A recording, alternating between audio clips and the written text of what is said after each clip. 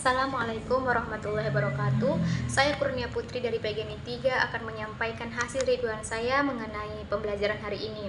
Nah, hari ini terdapat dua makalah. Makalah pertama itu berjudul Future, Strike News, and Soft News. Yang pertama itu terdapat Future. Future adalah tulisan hasil reportase atau peliputan mengenai suatu objek atau peristiwa yang bersifat memberikan informasi, mendidik, menghibur, meyakinkan, serta mengunggah simpati atau empati pembaca.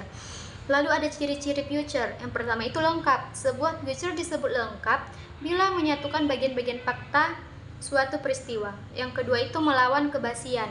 Future dapat menjadi alat ampuh melawan kebasian berita. Berita hanya berumur 24 jam. Dengan future, sebuah berita dapat dipoles menjadi menarik kembali dan tetap aktual.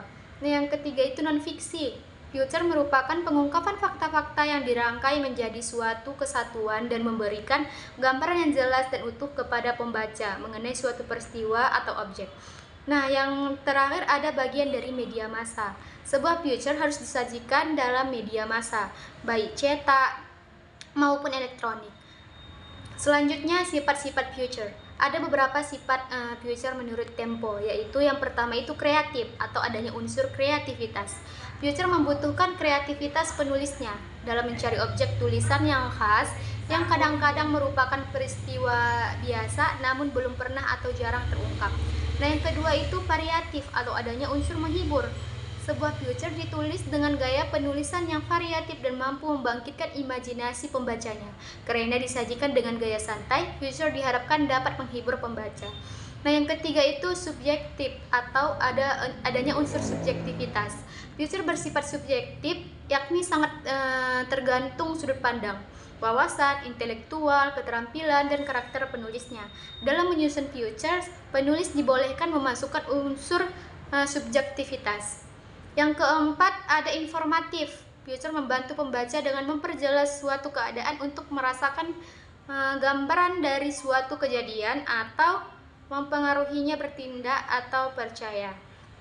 Yang kedua, ada strike news.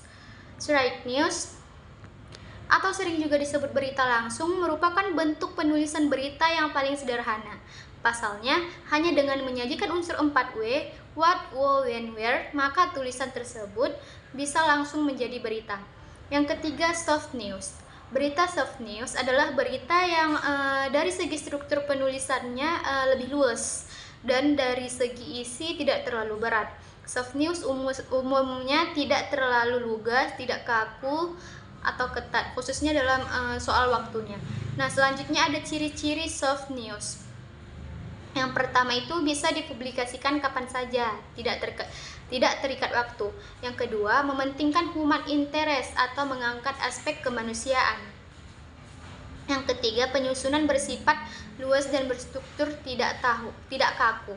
Yang keempat, tidak ada pembatasan jumlah kata. Yang terakhir, selain memberi informasi juga bersifat menghibur. Nah, selanjutnya ada makalah yang kedua. Makalah yang kedua itu berjudul media baru. Yang pertama ada pengertian media baru. Media baru atau niche media merupakan istilah yang digunakan untuk berbagai teknologi komunikasi dengan digitalisasi dan ketersediaannya yang luas untuk penggunaan pribadi sebagai alat komunikasi. Media baru ini muncul dari berbagai inovasi media lama yang kurang relevan lagi dengan perkembangan teknologi di masa sekarang. Nah, selanjutnya perkembangan media massa mutakhir. Media cetak merupakan salah satu jenis media massa yang paling tua jika dibandingkan dengan jenis media massa seperti media elektronik, terlebih lagi media online. Dalam sejarah pun tercatat bahwa surat kabar muncul dan ada sejak ditemukannya sebuah alat mesin cetak oleh Johann Gutenberg di Jerman.